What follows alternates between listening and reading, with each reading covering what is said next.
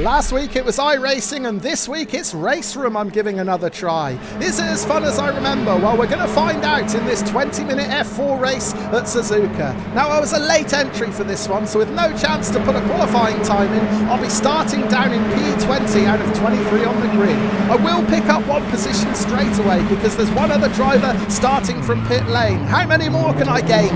Let's find out. Well, we had one jump start penalty pop up on screen for Gerloff Commodore, so that will be one position gain because Commodore qualified up in P14 on the grid, so he'll have to come into pit lane to serve that penalty within the next 3 laps. Meanwhile, on track, the driver in green making a speedy move around the outside. That was Jota. We've lost a car to the right on the grass. That's Maf Miguel. And we've lost another 2 even more spectacularly there now. That was Young McQueen and Nicholas Ben crashing out into the barrier. So we're already picking up positions here. We're up into P17 as we work our way through the S's for the first time. Instant in front. We've got to react and move over to the right. We managed to do it and get round that safely. So now we're up into P15. Gerloff Commodore behind might have something to say about that, though. He is swarming over my rear end. However, we do know that he's got a drive-through penalty to serve, so hopefully he won't take too many risks behind me. Hopefully he'll be happy just to tuck in behind and then get into pit lane to get that penalty served. We're actually starting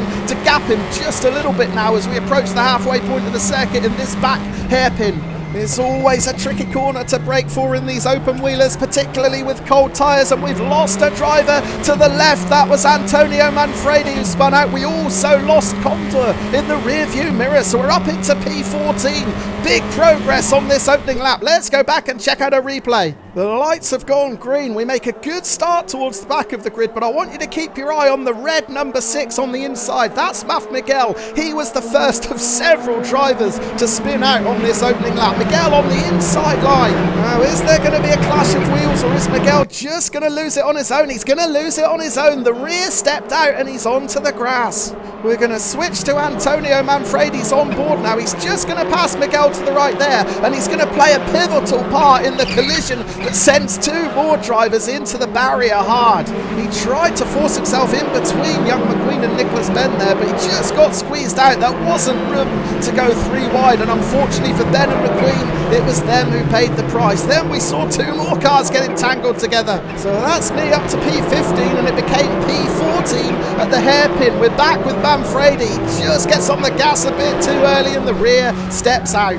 So 6 positions gained on that opening lap. We're rejoining the live action at the start of lap 2, and just look at that gap to Manfredi back in 15th. He's nearly 8.5 seconds back, so we've got no pressure at all from behind. We're struggling to keep up with the cars in front. However, the yellow flags are out at Degner, and we have lost Tomasz Wisnowski by the looks of it. Wisnowski was the driver in blue who was stranded out on the grass to the right. I think there was one other car involved in that incident, Sergio Pereno, but Pereno has managed to rejoin. He's right in front of us. We're closing in on him fast as we approach the hairpin, and Pereno runs in way too hot into the hairpin, and he is tagged by Abelowski. We had to take evasive action to get around Abelowski there, and we also got past Jota. He was a spinner as well in that hairpin. Right, let's check out the replay. This is the incident at Degner, and it's a bold move from Tomasz Wisnowski in the blue there. You don't really want to be slinging it up the inside into this fast right-hander. There's very little room, and the contact forces both drivers out. Now, Sergio Pereno in the green was able to rejoin, and he's going to play a big part in the hijinks at the hairpin. But first, we're watching Jota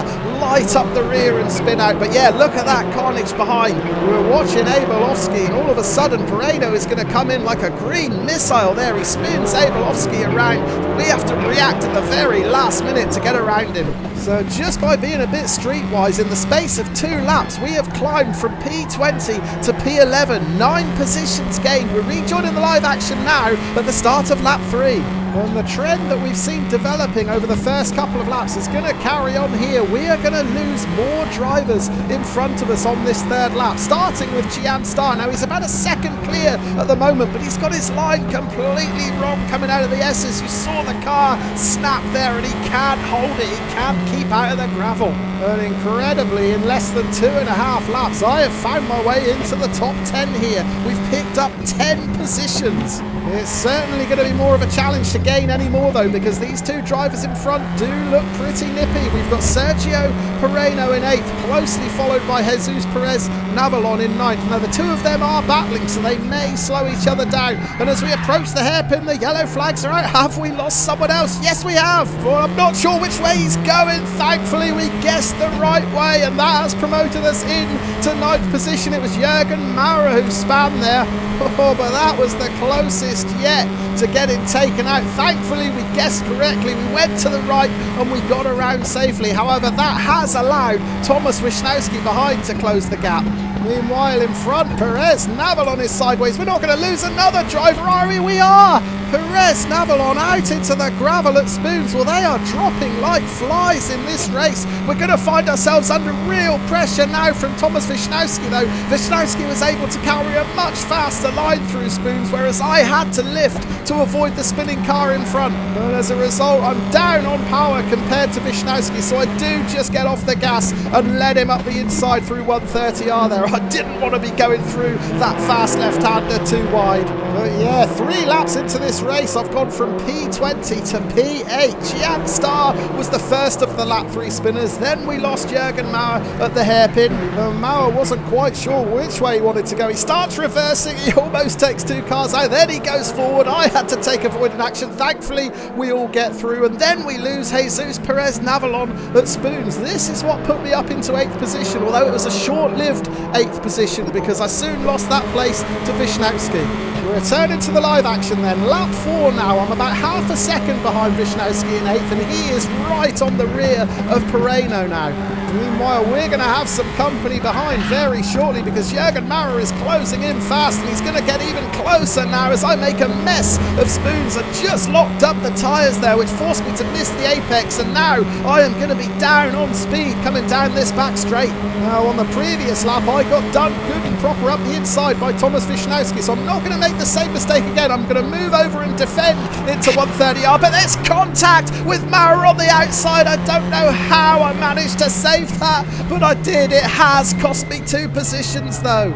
Okay, maybe it wasn't the best idea to defend into 130R. I took a huge chunk of the curb on the inside. That probably pushed my car out into the middle of the track, which caused the contact with Maurer. We'll go back and have a look at the replay in a minute, but at the moment we're almost 3 wide coming down the start-finish straight. Jota is the driver in green. Now thankfully I anticipated that he was going to swing to the middle of the track to try and get around Maurer. As a result, I was able to swerve over to the right by the pit wall so that there was space for all 3 of us. Ultimately though, I did decide to lift. I thought I was safer just to tag onto the rear end of these 2 for now.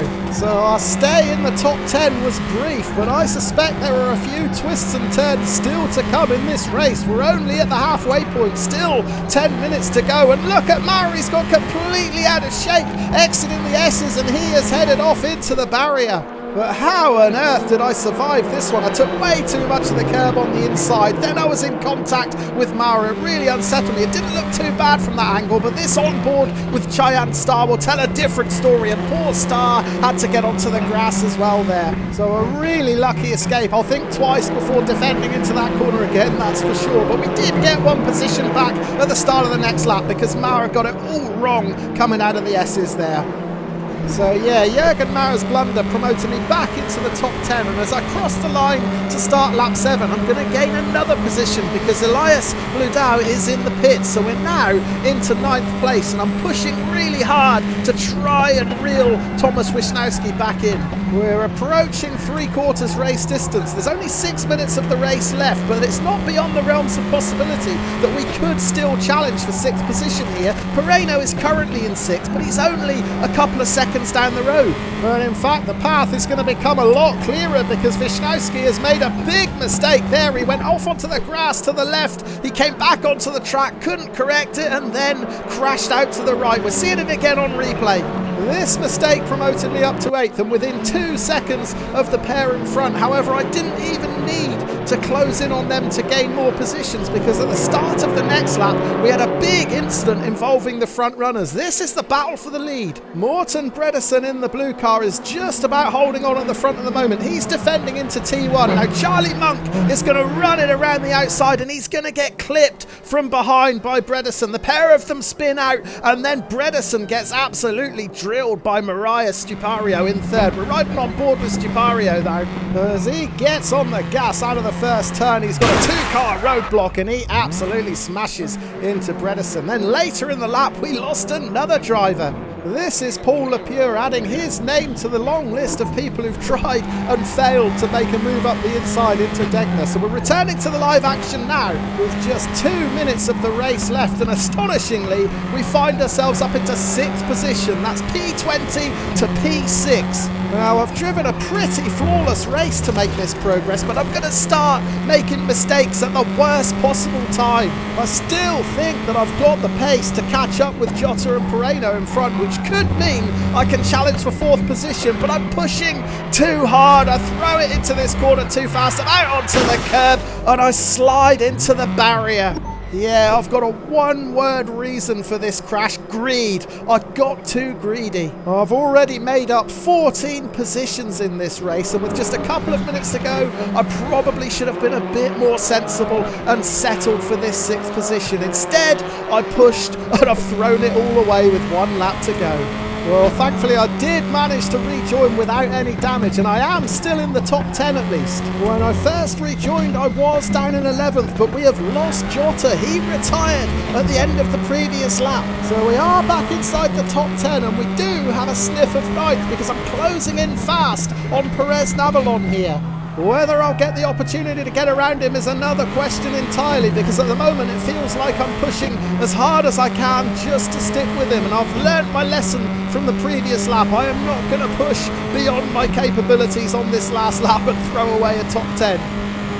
Well, we're certainly not close enough to Perez Navalon here to try a move, so I think we're running out of time. We might have to settle for this 10th position unless we can get a really good run through spoons and get a better drive than that car in front down this back straightaway. The gap's still 0.3 of a second. However, we will pick up a bit of a toe down this straight, so we will get a little bit closer here, and if we can just get the perfect line through 130R, there may be an opportunity to challenge into the final chicane. Now, which way is Perez Navalon going to go? He's going to defend, so we're going to go wide here. Can I roll it around the outside and have the inside for the middle part of the chicane? I think we've done it. No, Navalon fights back. He is not going to let this position up easily, and Navalon holds on to 9th. Coming out of the chicane while we gave it everything we had. And for a moment there, I thought I'd pulled it off, but ultimately we came up just a little bit short. We crossed the line and have to settle for 10th position, but let's see it again on replay.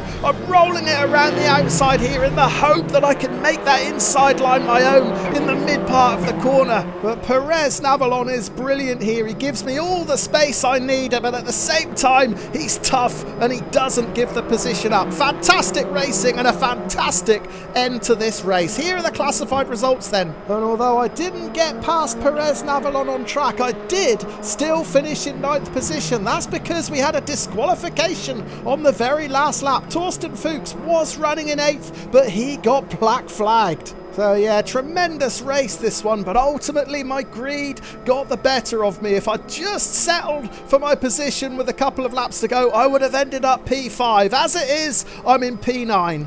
But let's go right back to the start of the video. I asked the question, is RaceRoom as much fun as I remember? Well, after this, the answer is an emphatic yes.